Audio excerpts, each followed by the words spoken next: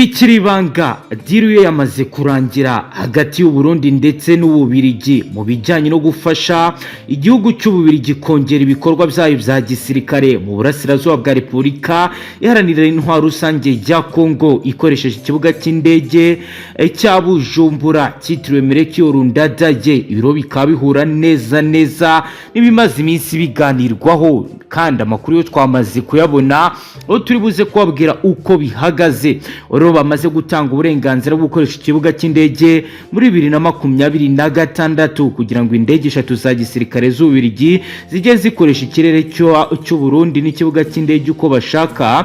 Bikaba rero bijyanye nuko ku itariki ya 13 z'ukwezi kwa 11 Minisitiri w'Ububanyi n'Amahanga yandikiye Minisitiri w'ibikorwa remezo n'ubwikorezi mu Burundi amusaba ko ingabo ze zigomba gukoresha ikibuga cy'indege mu bikorwa bitandukanye.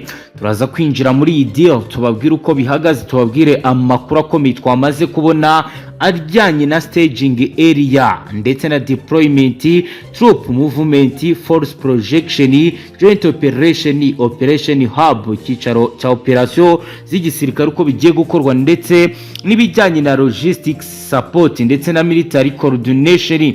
Turaza kandi no kubabwira ku bijyanye na military aircraft ndetse na cargo aircraft, airborne logistics, air mobility command, overflight clearance, uruhushya rwo kunyura mu kirere igihugu cy'u Burundi cyamaze gutanga ndetse na landing right, uburenganzira bwo kugwa ku kibuga cy'indege ndetse na airlift operation yo gutwara ibikoresho by'ingabo mu ndege ndetse na tactical transport aircraft A400 Atlas, akaba rero ari strategic airlift gutwara ibikoresho kure.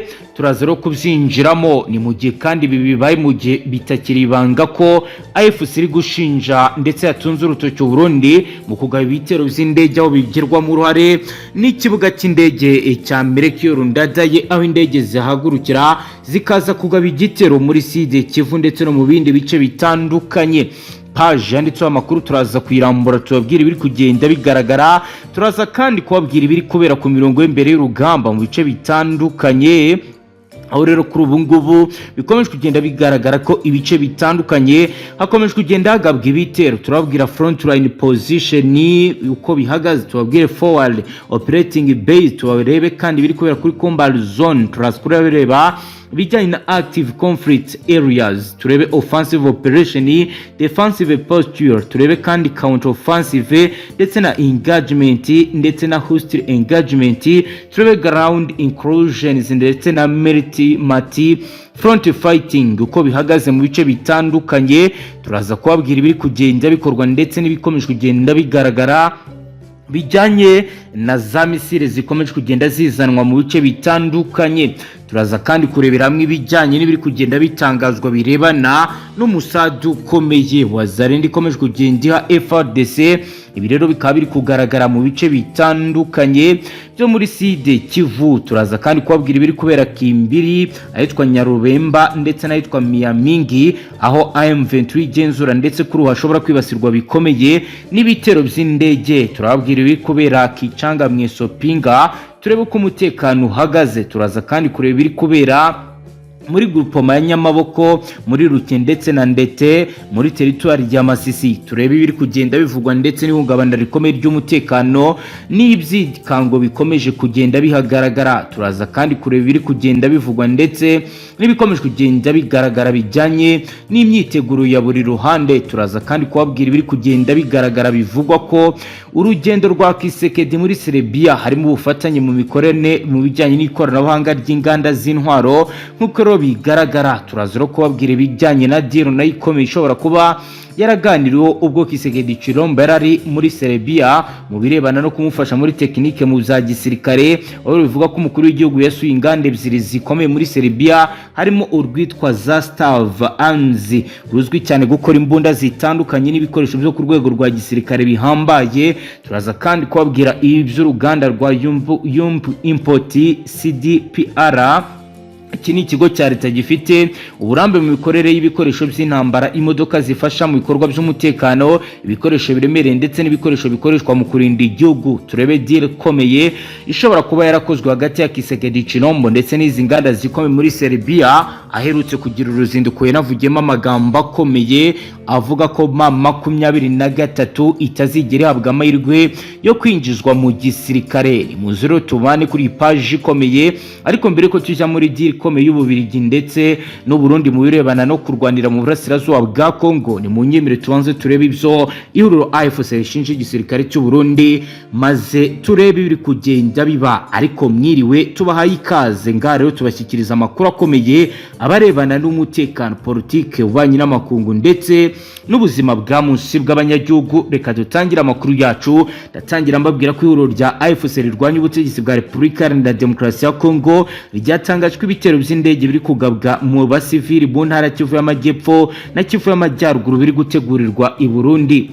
Umuvugizi wa AFC Laurence Kanyuka yagaragaje ko uretse kwifashishwa mu gutegura ibi bitero, Burundi ari naho ihuriro ry'ingabo za leta zose ziri kuba zayoborera ibijyanye na operasiyo ziri kugenda zikorwa. Ati ibitero byose by'indege z'intambara za Sukhoi 25 na za drone bigaba ibitero mu bice bituwe cyane n'ahabera urugamba hose biri gutegurirwa mu Burundi. Iki ni igihugu cyabaye ibirindiro by'ibanga n'ihuriro ry'ingabo za leta ya Kinshasa, rikaba rero ariho babitegurira. Kanyuka yagaragaje ko Burundi butifashishwa mu gutegura no kuyobora ibitero gusa, kuko ingabo zabwo n'imbonera kure bigira uruhare mu rutaziguye mu bitero bigabwa ku basivile b'Abanyekongo.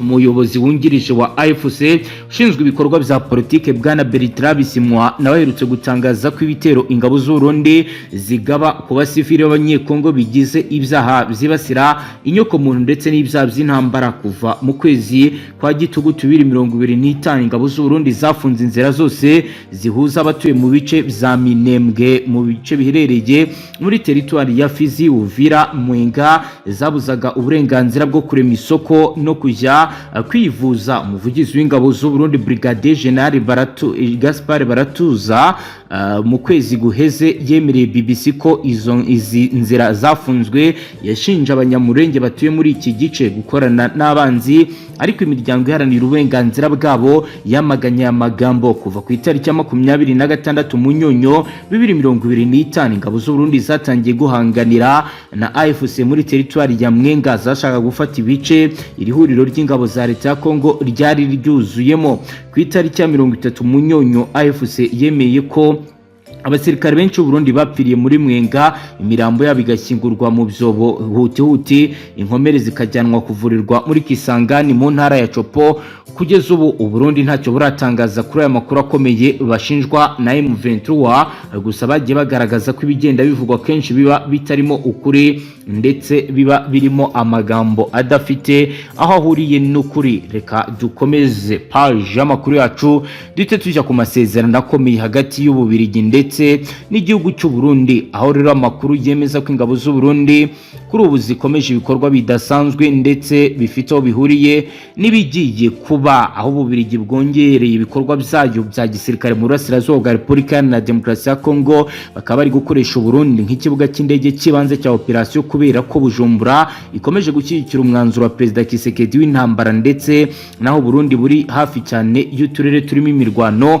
Amakuru ava mu ngabo z'u Burundi yemeza ko guverinoma yabwo yatanze uburenganzira bw'umwaka wose uwo muri 2026 kugira ngo indege 3 z'igisirikare cy'Ububirigi zizakorere mu kirere cy'u Burundi ndetse zizanakoresha ikibuga cy'indege cya Bujumbura. Ku itariki ya 13 z'ukwezi kwa 11 2025 Minisiteri y'Ububanyi n'Amahanga yandikiye Minisiteri y'Ibikorwa Remezo n'Ubwikorezi yibwira ko Minisiteri y'Ingabo yemeye ubusabe bwo kudohora iki kikaba rero ari cyo gihe cya mbere Burundi butanze ubu bwoko bw'uburenganzira ku ngabo z'Ububirigi.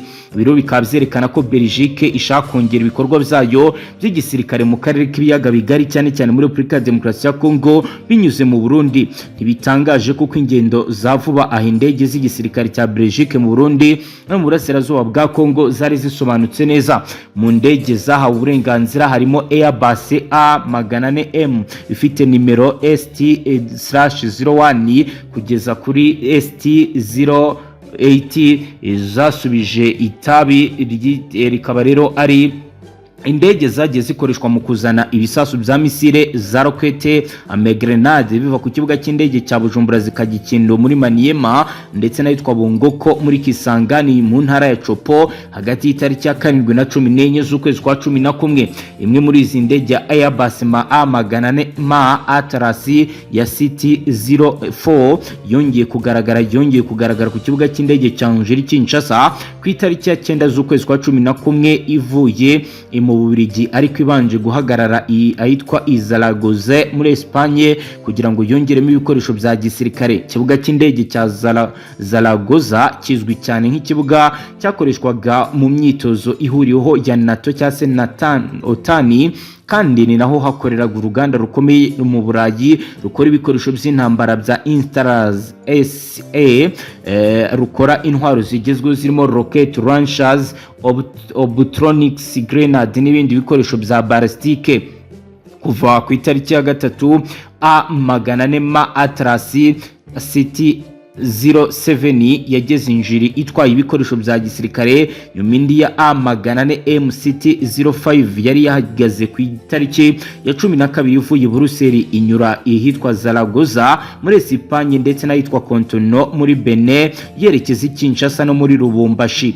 Mu kwezi kwa 7 indege Boeing 722 ya gisirikare cy'Ububirigi ifite numero BF 4,207 yageze ku kibuga cy'indege cya Bujumbura ihita mu gice cy'abasirikare ibizwi nka military apron ikurwaho ibikoresho by'intambara. Ku itariki ya 2 z'ukwezi kwa Gicurasi Belgique yimuriye drone 5 zo mu bwoko bwa CH4 zivanye Kinshasa ibinyujije Krame mu ntara ya Tanganyika zikaba rero zaragiye Bujumbura zagombaga gukoreshwa mu bikoresho bya gisirikare nk'uko rero bigaragara bidatinze ku itariki ya 21 Gicurasi nibwo rero indi ya A400 yo kuri ACTU04 yakoreye urugendo riva i Lubumbashi ije Bujumbura itwaye abasirikare 11 b'Ababiligi.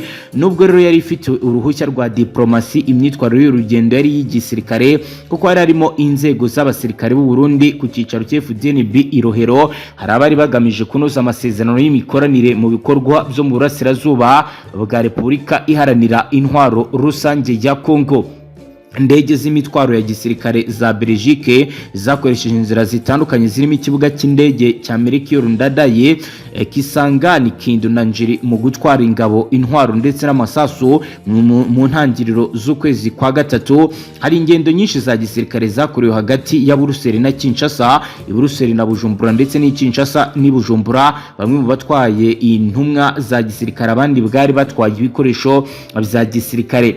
Bidatinze ku itariki ya 21 z'ukwezi kwa 3 2025 indege ya Falcon 8X y'igisirikare cy'Ububirigi yavuye ku kigo cya gisirikare cya Metz Block i Buruseli yerekeza i Bujumbura itwaye abakozi 3. Yagarutse i Buruseli mu gitondo cyo ku itariki ya 22 itwaye Indegradation delegation y'abasirikare 8 b'Abarundi. Iminsi 4 mbere yaho iyi ndege yari yageze Kinshasa ikomeza ikendo mu murwa mukuru wa Maniema aho hafi y'ingabo 500 z'Ababiligi zari ziri mu butumwa zirimo rero zikoresha zigisha abasirikare ibijyanye no gukoresha drone ndetse n'imodoka za gisirikare mu gufasha ingabo mu bijyanye no kuba bakimenyereza ibijyanye no kurwanira mu mashyamba. Kuva mu ntangiriro za 2025 bikorwa bya gisirikare by'Ububirigi byariyongereye cyane cyane nyuma y'ifatwa rya Goma na Bukavu byigaruriwe n'umutwe wa M23. Ibi byose ntibigaragaza gusa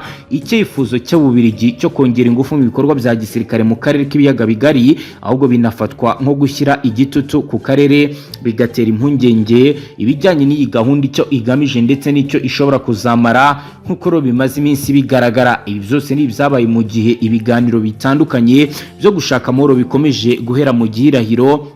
Imirwano hagati y'ingabo za leta iharanira intwaro rusange ya Kongo ndetse na AFC ikomeje kugenda yiyongera muri Kivu y'Amajyaruguru ndetse na Kivu y'Amajyepfo, aho guhera hagati y'Ugushyingo ibikorwa bya gisirikare byagiye byiyongera mu buryo bugaragara kandi bubangamiye bikomeye abasivili nk'uko bigaragara. Aho duhereye ku itariki ya 10 Ugushyingo induru z'imirwano zikomeye zumvikanye mu bice bya Nyamaboko ya mbere muri groupement Luki nayitwa Ndete muri territoire ya Masisi muri Kivu y'Amajyaruguru. Abaturage babonye ibitero bavuze ko ari ubukana budasanzwe bifite bumaze igihe bugaragara, aho rero abaturage bamagana ndetse benshi bagiye bahunga ingo zabo, mu gihe abandi benshi bagwa muri ibi ngibi bikomeje kugenda biba. Voitire Batunde uyobora ihuriro ry'abaturage ba Masisi yabwiye itangazamakuru ko imirwano iri kwibasira imisozi yose iri ku muhanda Kicanga Mweso Pinga, kandi ko abaturage bakomeje guhungira mu bice bitandukanye.